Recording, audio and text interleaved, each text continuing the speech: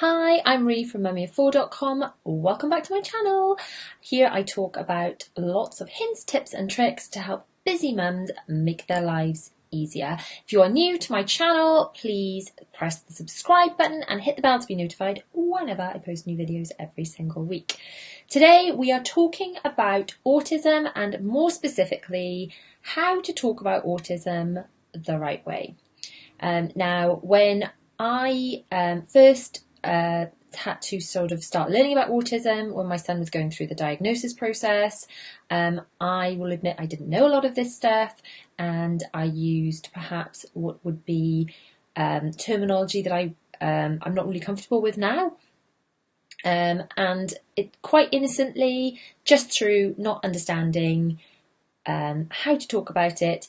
So I thought I would share what I had learnt so that if you are a parent and your child has potentially going to be given an autism diagnosis, or you've got friends or family members that have got children or adults on the spectrum, then you can talk about it in a way that you know that you're going to be kind of saying the right thing and not putting your foot in it, basically. So the first step thing that I would say is that a lot of children and adults refer to people with autism as autistic. Now, this isn't necessarily offensive or anything, but I personally think a nicer way to talk about it is rather than saying William is autistic, William has autism.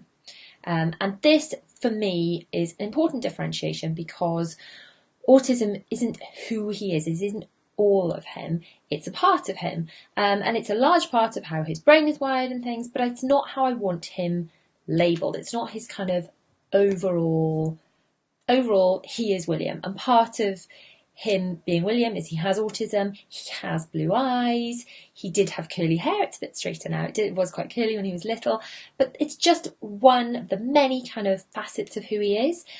So to say he is autistic is just like, to me, doesn't kind of label it the right way because it's too much of a label. I hope that makes some sort of sense. But yeah, so just saying someone has autism rather than is autistic, to me, makes more sense. Just looking down here because I've got my notes of what else I'm supposed to share with you.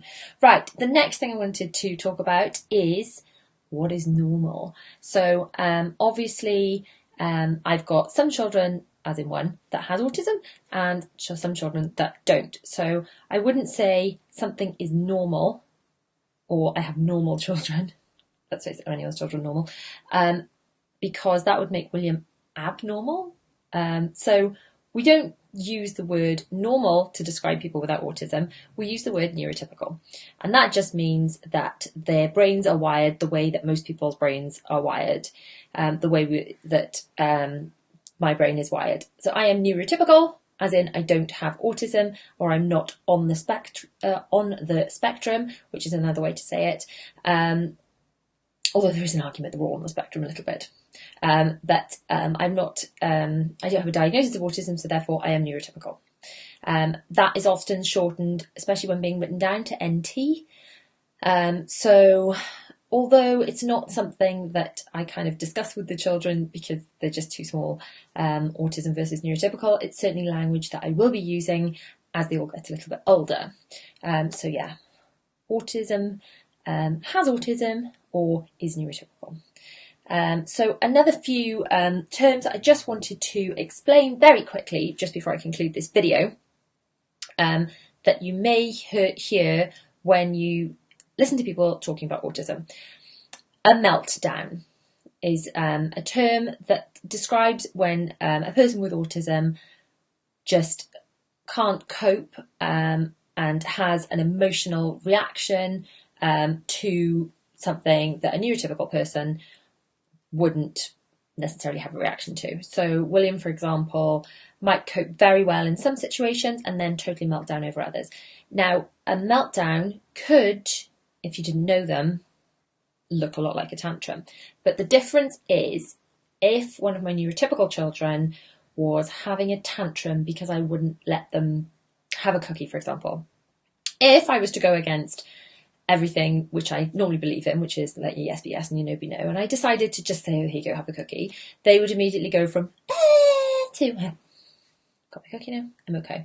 However, with a meltdown, it's like my whole world is imploding, and having to come down from a meltdown, even if you if William was having a meltdown because something was broken, even fixing that thing, he wouldn't quite be able to bring himself out of that meltdown as quickly as if it was just a tantrum with a neurotypical child. So that's a very basic way to describe the difference between a meltdown and a tantrum.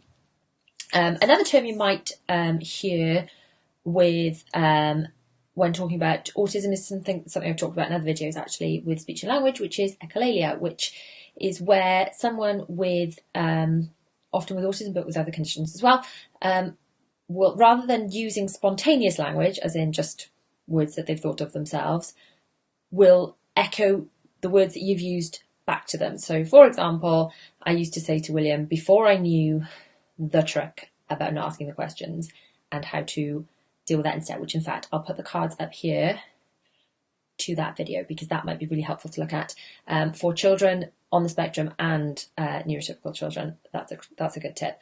But before I knew about this thing, I would say, do you want a sandwich? And he would say, do you want a sandwich? And that's echolalia. It's just echoing my words back at me because he didn't know how to find the right words to create that spontaneous language to respond the way I expected him to. So that's echolalia.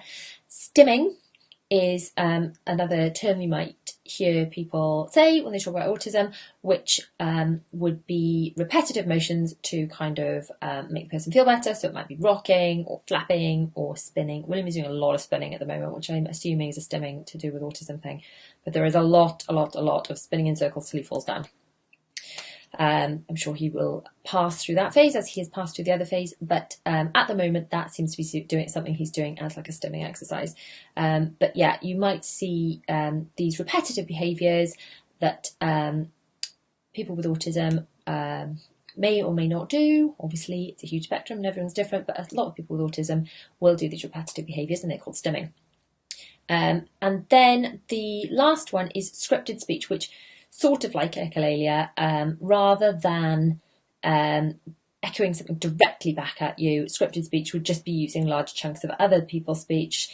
So for example, William used to answer me with large chunks of words from books or sentences from Peppa Pig, which wasn't something he was directly echoing back from the moment. It was something he'd sort of committed to memory and he would just spurt out big chunks of it at me. Or he was really into Elmo around the time of his diagnosis, so he did used to, while playing, rather than make up his own words, he would come up with these large chunks of scripted speech, which just don't sound like they come from the person.